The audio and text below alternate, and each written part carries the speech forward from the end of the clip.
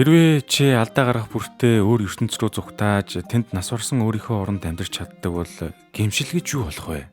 Хэрвээ чиний ээж аав хүүхэд хайртай хүн бүрийн хязгааргүй олон хувилбар байдаг бол тэднээс хэн нэгнийг нь алдах нь үнэхээр эмгэнэл мөн үү?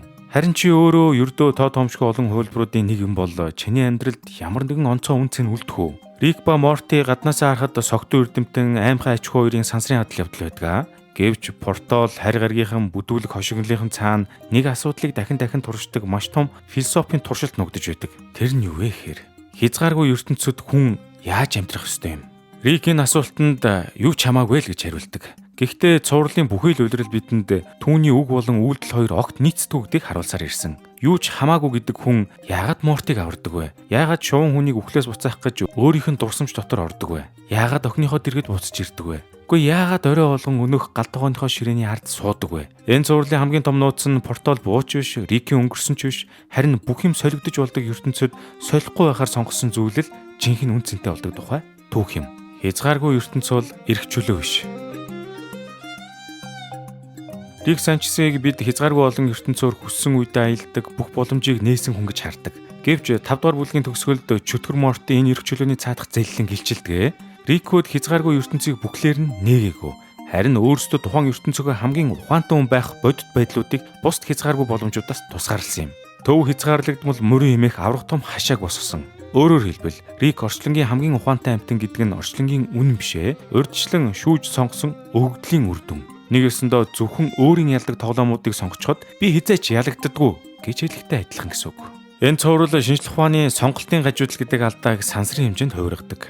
Хэрв бид зөвхөн өөрийн итгэл үнэмшлийг батлах жишээнүүдийг харвал өөрсдөө зөв гэж бодно. Харин Рик үүнийг бодолтой биш, бодит ертөнцийн бүтцэд хийсэн. Өөрөөс нь илүү ухаантай нэгэн байж болох бүх орон зайг харах талбараасаа хасаж дараа нь үлдсэн хэсгийн хаан болсон. Тиймээс л төв мөрөө бол Рикийн хүч чадлын хөшөө биш, харин түүний айцын архитектур юм.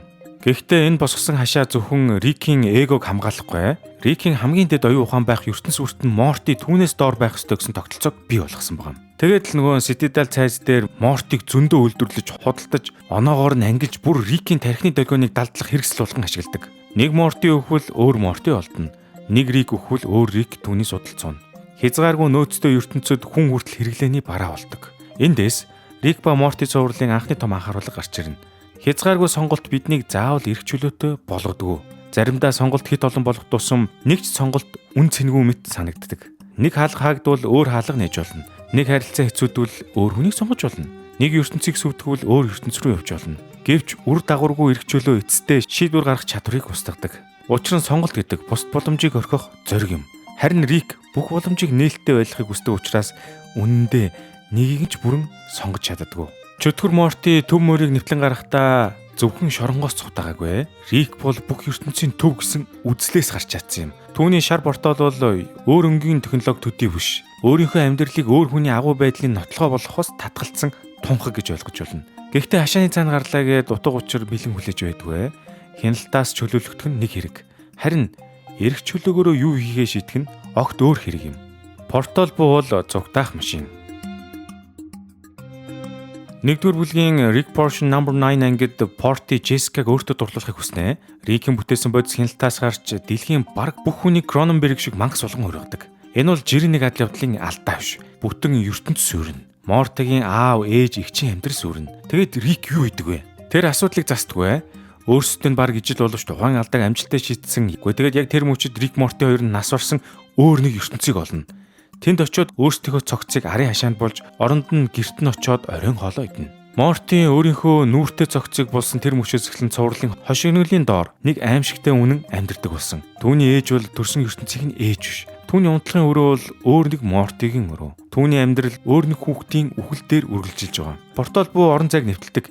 Гэхдээ ёс суртахууны үрийг арилгадаг. Рик бол үнийг эрх чөлөө гэж нэрлэдэг ч үнэндээ өнгөрсөнтэйгөө нүр тулахаас татгалзах технологи болгон ашигладаг. Тэр цаг хугацааг буцааж алдаагаа засахын оронд орон зайгаар хөндлөн зүхтааж үр дагавраа өөр ертөнцид орхидог. Хаашаач очиж чаддаг мөртлөө хаанч бүрэн харьяалагдаж чаддгүй нь ийм л учиртай. Гэвч Рикийн бүхнийг орлуулж болно гэсэн хамгаалалт нь Дианагийн өмнө нурдаг.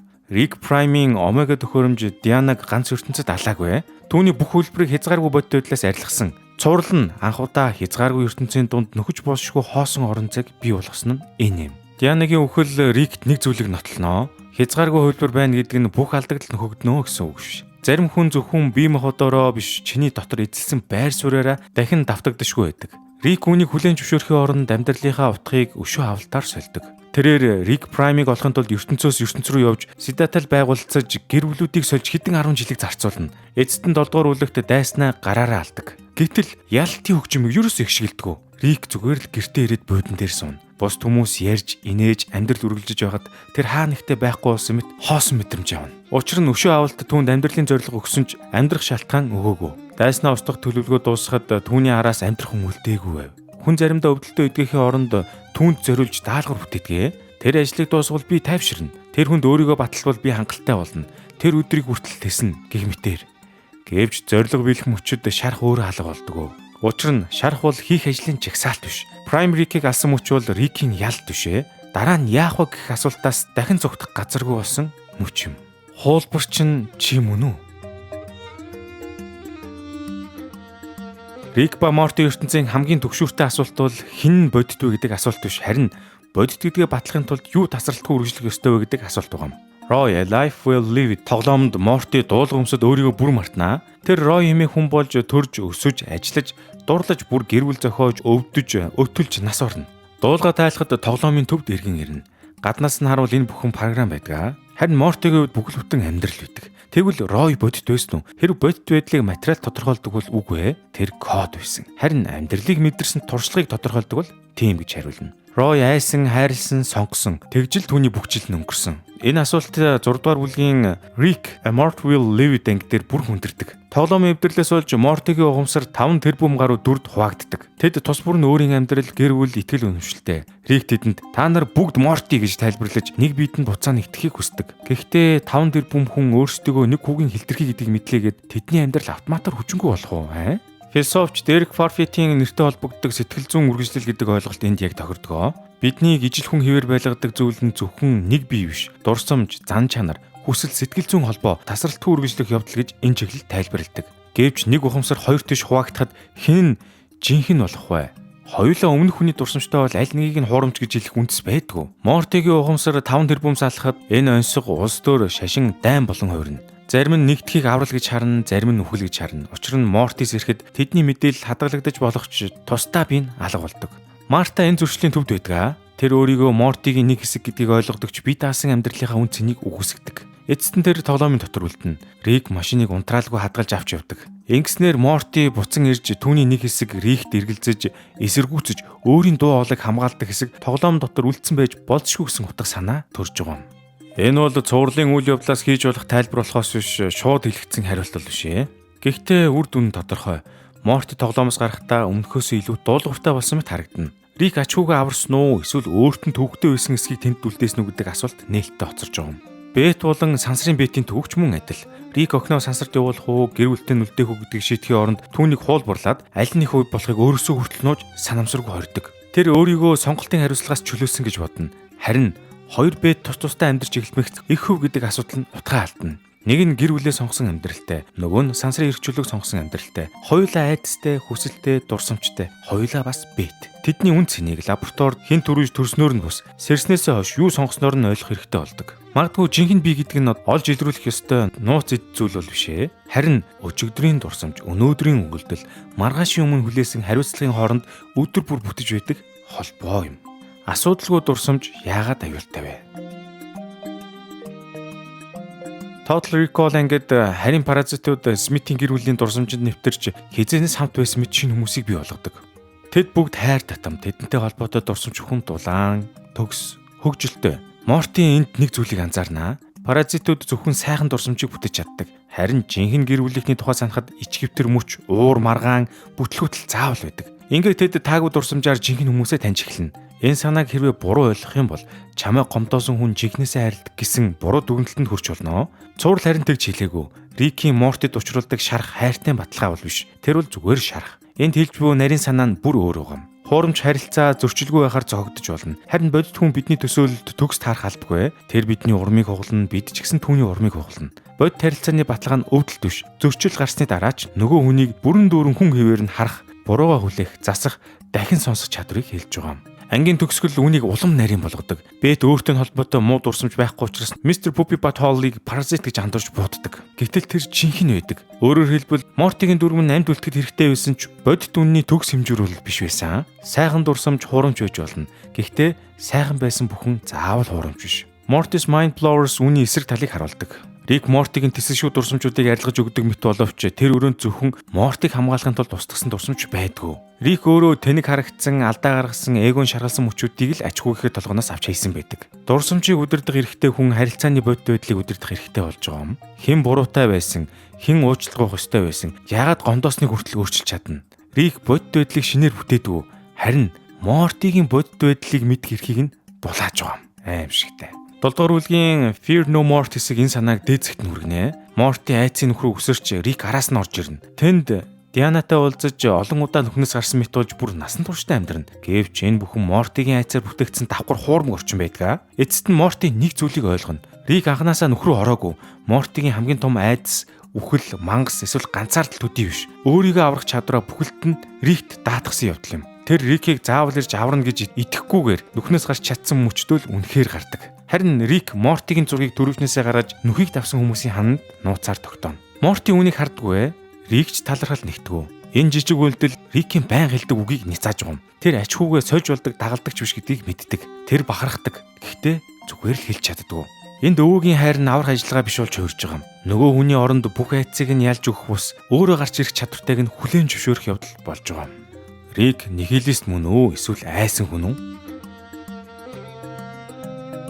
Та бүхэн мэдж байгаа хэл та Рик одоо юу ч утгагүй гэдэг үгийг байнга л хэрэглэдэг. Хэрв юу ч үн цэнгүй бол хэнийг ч ялтахаас айх шаардлагагүй. Хэрв хүн бүр солигдож болдог бол хэнд ч уучлах шаардлагагүй. Хэрв хайр өөрөө ердөө химийн урвал бол дахин хайрлагаас татгалцах нь хулчгар зам биш. Ухаалаг сонголт мэт харагдана. Гэвч Рикийн нихилизм бол логикийн эцсийн дүгнэлтээс илүү сэтгэл зүйн хамгаалалт юм. Pickle Rick анги дээр тэр гэр бүлийн цэцгэл засны уулзалтанд суухгүй тулд өөрийгөө даржилсан өргөс тэмэх болгоно. Дараа нь бохрын хоолой дунд амьд үлдэх асар нарийн систем бүтээж харахнуутай толдож нууц байгаламжийг ганцаар эзэлнэ. Рик баг боломжгүй бүхнийг хийж чаддаг. Харин зүгээр л сандал дээр суугаад би охиноо гомдоосон гэж хэлж чаддаггүй. Түүний суу тухайн асуудлыг шийдэх хэрэгсэл байгаа болоод эмзэг байдлаас зугтах төөрдөг байшин болсон байдаг. Сэтгэл засаач доктор Вонгийн өмнө Рикийн бүх сүр хүчин жирийн нэг үнэтэй мөргөлдөж байгаа маа. Харилцааг засах ажилд нь сансар эзлэхээс уйтгартай. Өдөр бүр өөрийгөө ажиглах нь муу зуршлаа хүлээн зөвшөөрөх. Дахин давтагдчихгүй портфолио бүтэхээс ч хэцүү. Учир нь энд Рик хамгийн ухаантай хүн байснараа ялж чадахгүй. 8 дугаар бүлгийн төгсгөлд энэ тэмцэл Даянагийн дурсамжаас дахин гарч ирнэ. Рик өнгөрснөө даван туулахын тулд Даянатай холбоотой дурсамжаа өөрөөсөө салахыг оролдоно. Гэвч дурсамжийг устгалаа гэд хайр, гэмшил, үлдээсэн үр дагавар нь арилдаггүй. Дурсамж доторх залуухан Рик Даяна хоёрын хувь тавилан Бетийн оюун санааг сүрлэг ирмэгт хүргэж Рик эцэст нь охиндоо очруулсан өхнийхөө төлөө